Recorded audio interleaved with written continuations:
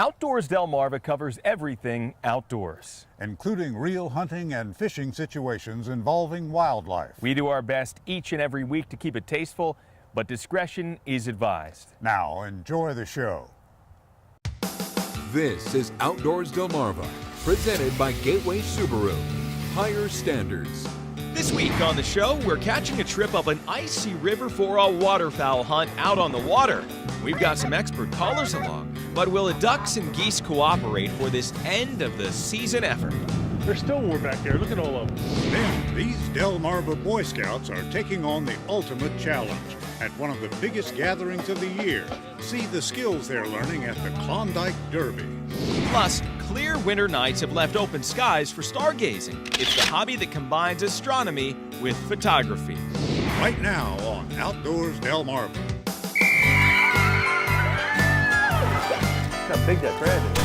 Good shit, boy. Nothing gets people excited like oysters. It's awesome habitat for fish out here in the bay. This is Outdoors Delmarva, presented by Gateway Subaru. And now, here are Mike Parker and Captain Willie Dykes. Hi everybody, and thanks for watching Outdoors Delmarva. I'm Mike Parker. And I'm Captain Willie Dykes, and we're glad you could join us for another week of adventures. Well, can you believe it, Willie? Here we are, beginning of February 2012 already. Man, as we said goodbye to the month of January, and we also said farewell to the bulk of the waterfowl seasons up and down Delmarva, save, of course, for some snow goose hunting still left on the calendar.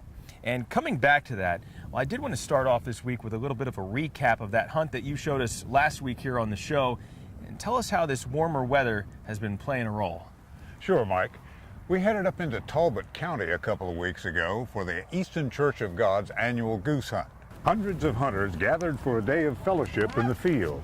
Although, as you said, this warmer weather has kept the food supply thriving, and the geese just don't have to move off into the fields as much to feed.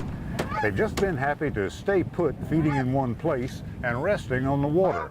So while we had a lot of fun, unfortunately, our group of hunters only walked away with a single goose for the day. Well, sometimes that's just how it goes. But you know, Willie, I did think it was important to, for some reference to show where you were hunting up in that blind by that field in Talbot County, because it was definitely quite a bit different from the place that I was hunting just a couple of days later. Because if the birds were going to be hanging close to the water, well, so were we.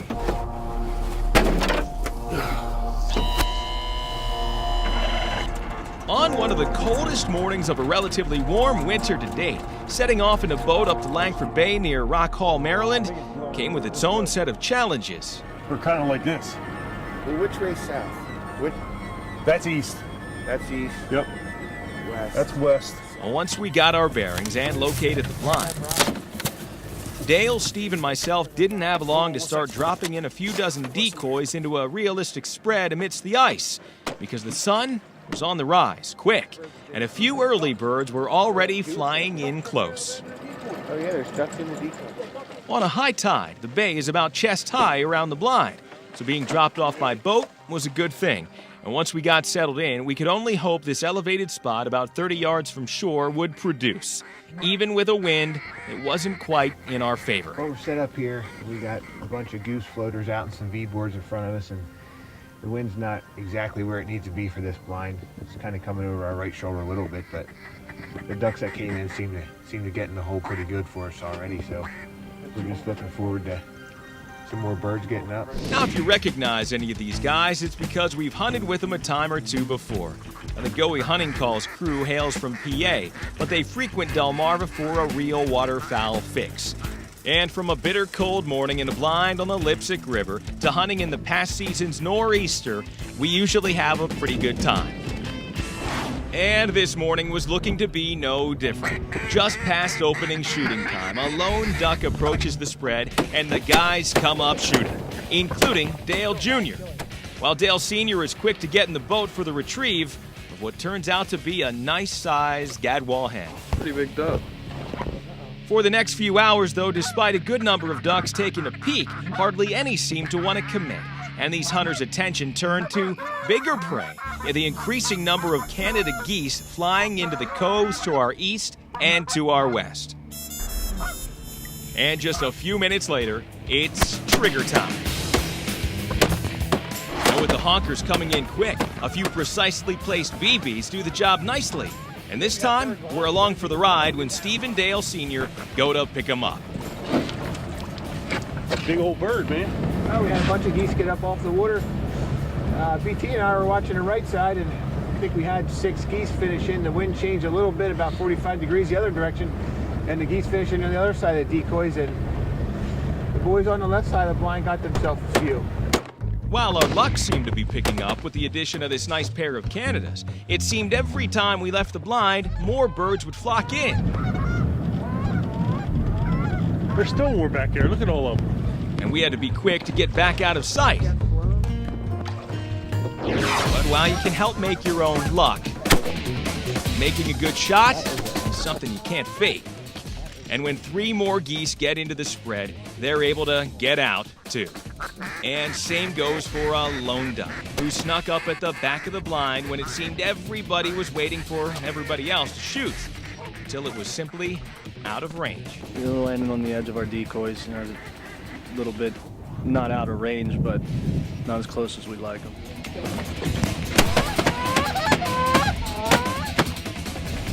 Hard to hit. And for the next few hours, with the cold setting in, the calling continues, but the birds are fewer and further between. But with daylight now at a premium, we did manage to get one more shot before shutting her down, when I placed the camera on top of the blind, and this lone goose attempts to finish right out front. And the whole gang pops up, and it's the best shooting of the day. A total of 6 geese and a duck all adds up to lucky 7. And each of these hunters lucky to share an outing like this. Get outdoors, Delmarva. Still to come on Outdoors Delmarva, it's one of the biggest gatherings of local Boy Scout troops for the entire year. We'll check out the challenges at the Klondike Derby. But first, did you know? When not in flight, Canada geese spend time on both land and on water, like the Langford Bay. On average, what is the percentage of time spent on land to water? Is it 50-50, 30-70, or just 10% of time on land versus 90% on water? The answer when we come back. You're watching Outdoors Delmarva, presented by Gateway Subaru. Higher standards. Sponsored by Ocean City Tourism, Shorts Marine, and Shooter's Choice. Outdoors Delmarva will be right back. There's still more back there. Look at all of them. Did you know? When not in flight, the average Canada goose will spend a 50-50 split of its time on both land and water. Most time on land is spent eating and nesting. Time on the water is spent resting and avoiding predators. Did You Know is sponsored by North Bay Marina. Thanks for watching Outdoors Delmarva. I'm Captain Willie Dykes. Now, Boy Scouts from all over Delmarva gathered here at Camp Nanticoke on Marshy Hope Creek in Dorchester County for the Klondike Derby. And snow or no snow, they'll still be traveling by sled. A gathering of Boy Scouts recently on the banks of the Marshy Hope just outside of Rhodesdale might seem like any other, with 2 notable exceptions. The first is the sheer size of this 3-day event. Kansas Scout Reservation is 1,100 acres. We have 400 scouts and leaders, approximately, and 34 Boy Scout troops and 5 Cub Scout packs.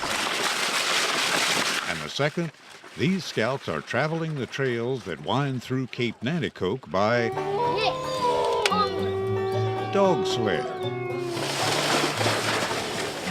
Sort of based on the olden days in Alaska, where men would get on their sleds and go from town to town. Welcome to the 2012 Klondike Derby. Boom, shakalaka, boom, shakalaka. Each scout troop builds their own sled, and no 2 are quite alike. The scouts are limited only by their imagination. That's our horn. We got a truck, a rig. There's it's all wired up inside. The lights work. Cardboard, just real thick cardboard. And it's metal. It's Cardboard like and thick. aluminum. There's your horn. Your headlights. But some scouts prefer a more traditional approach. The frame is made of oak, and this is made of pine. I had to steam the wood here to get it to bend like that, and it's laminated, lined, weaved into this frame here. If you don't have teamwork and cooperation, it certainly doesn't work. So you can imagine just what the true Klondike men felt like when they were hauling things like this up north to get the gold. Each sled has a set of runners, but given this mild Delmarva winter that we're enjoying, wheels are allowed.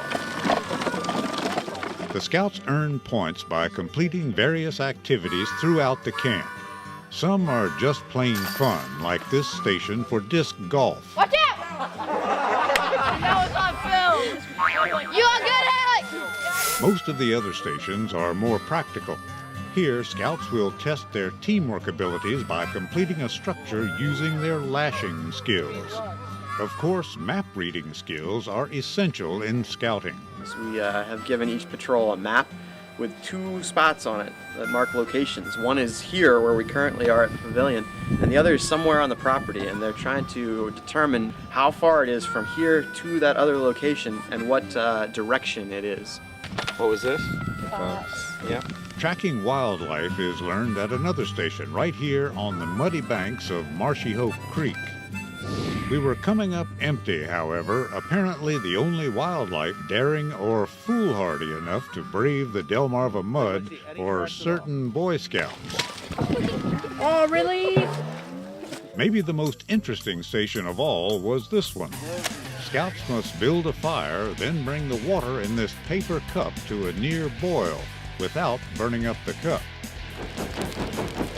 These guys soon learn that oxygen is essential in getting a good fire going, and lessons learned here may one day prove to be a lifesaver. I would make hot chocolate with that. That'd be good. The scouts will also get this terrific patch for their hard work and effort, but the fun and camaraderie experienced by these Delmarva scouts make this winter extravaganza a must for all young people who yearn for the great outdoors. Get outdoors, Delmarva! Coming up next on Outdoors Delmarva, we've got an eye to the nighttime sky. Check out the hobby that combines astronomy with photography. Plus, you won't want to miss this week's Scorchy's Corner Classic. You're watching Outdoors Delmarva, presented by Gateway Subaru. Higher standards. We saw the snowstorm transform a woodland into a magic kingdom.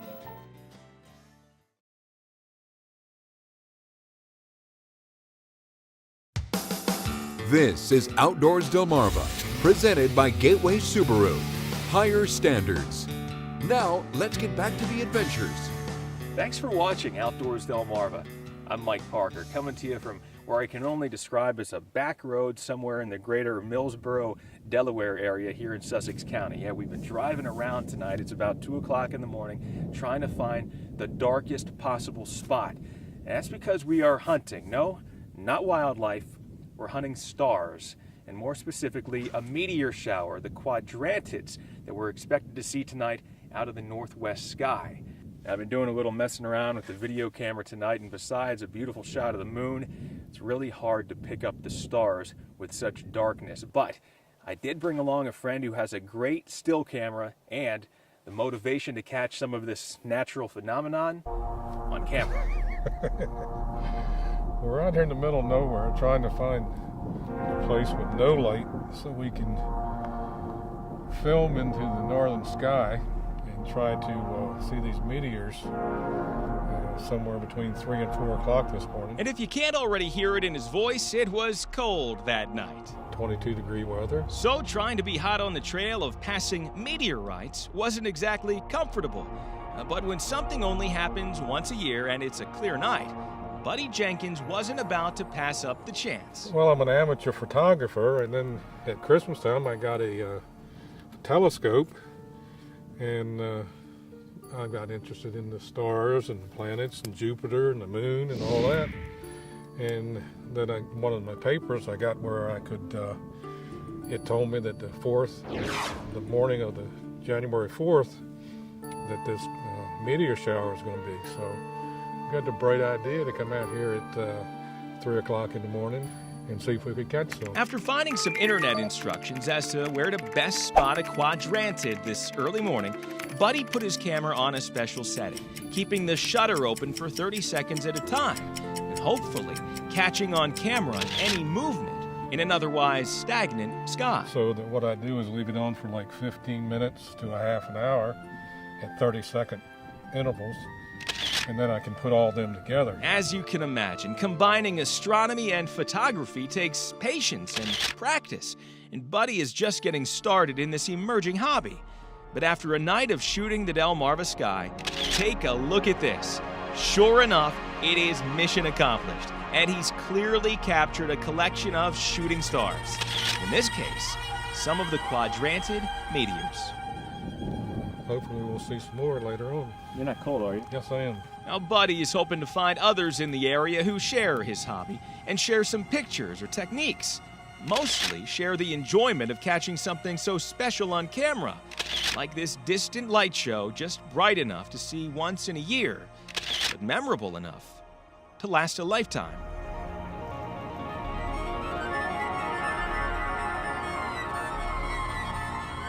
And now it's time to check in with an old friend. Here's this week's Scorchy's Corner Classic. Snow is the price we pay for summer, but can it be considered a price? Or is it nature's wintry reward for the dog days of summer? That can only be decided in the eye of the beholder. A week ago, all eyes beheld. Ours beheld a world of stream and wood, kindled to a white flame of beauty.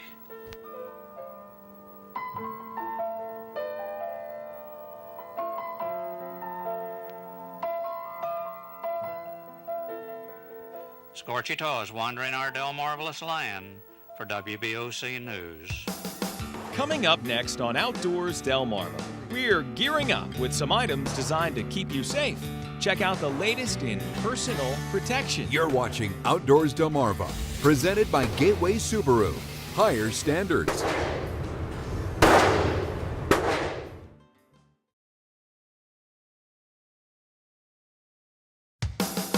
This is Outdoors Delmarva, presented by Gateway Subaru. Higher standards. Here's Mike Parker. Thanks for watching Outdoors Delmarva. I'm Mike Parker. Back here with our friends again at Shooter's Choice, located on Route 13 in Dover, Delaware. As we've shown you in the past, it's the place to come for all of your hunting and outdoor shooting sports needs, but they've also got you hooked up when it comes to personal protection. Joining us right now, Dave Lawson with Shooter's Choice. Hey, Mike, Dave. Thanks for coming back. Great to see you. We always love stopping in, seeing what you're up to. Now, let me ask you this. Someone comes into the shop and they ask you about personal protection. What do you tell them? Well, first we want to find out what their skill level is, whether they've never handled a firearm or whether they're an accomplished gun handler. And then we'll take it from there. We'll take them through if they're basic. We'll take them and recommend some training to them. All right. And we can take them from start to finish. Look at the bead way down in there. All right, so we've gone through some training. You decided to purchase a firearm. Dave, how can you help me? Well, there's such a variety of guns out there, makes, models, designs, calibers. What we will do is see what fits you best, what grip works for you, what caliber works best for you, and what your need is. And when it comes to making that selection, they've got all the brand names you recognize: Springfield, Smith & Wesson, Ruger, Sig, Walther. We've got every make, model, and caliber you can imagine. We can fit you with a firearm. All right, so we've gone ahead and made that handgun purchase. So Dave, how do we carry it? Well, Mike, the holsters are specifically designed for the gun that you have. They're set down by design, by model, by caliber. You can see them. They even come in various colors. You've got the brown and the black. You've taken on a responsibility of purchasing a firearm. Please be responsible enough to protect your hearing and your eyes. You only have them once. Well said. Dave Lawson with Shooter's Choice. Always a pleasure. Thank you, Mike. All right. From answering those questions about personal protection to helping you select the right firearm for you, to protecting that investment along with yourself and your health. Shooter's Choice here on Route 13 in Dover, Delaware. Always on target. We'll be right back. Coming up next on Outdoors Delmarva, He's a prognosticator, and we're awaiting his big decision. Plus, your viewer pictures. Outdoors Delmarva viewer pictures are sponsored by Shorts Marine.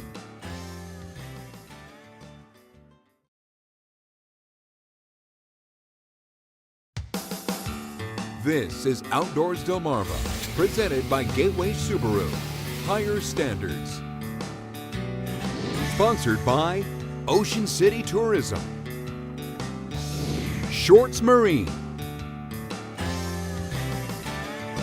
and Shooter's Choice. Now, let's get back to the show.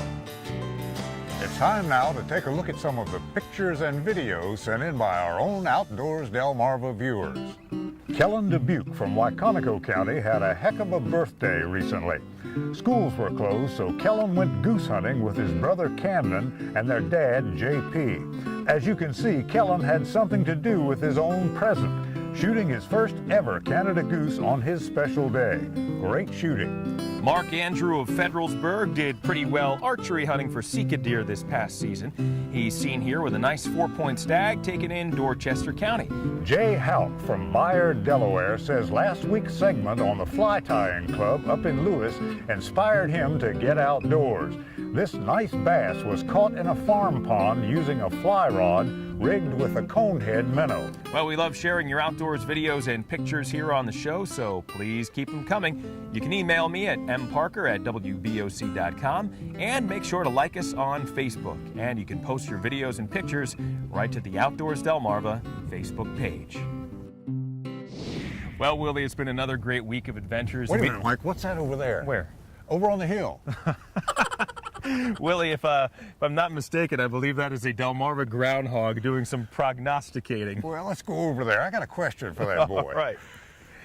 Well, he's a big boy, isn't he, Willie? Yeah, he is. Well, Mike, there's no doubt about it. There's his shadow. Yeah, if my history serves me correctly, then that means that we've got 6 more weeks of winter ahead. I guess so. Is that right, fella? Whoa. Well, I guess there's your answer, Willie. He retreated back into the hole until it gets warmer out here. Well, I guess it's time for us to go too, Mike. I agree. Until next time, for Captain Willie Dykes, I'm Mike Parker, reminding you to get outdoors, Delmarva. I don't even really see a hole here.